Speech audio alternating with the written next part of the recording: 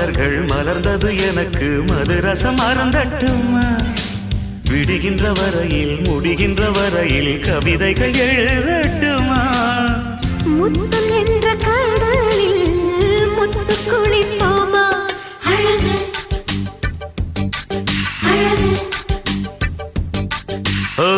நீ நடந்தால் நடையழகு அழகு நெருங்கி வரும் இடையழகு அழகு வேலெறியும் விழியழகு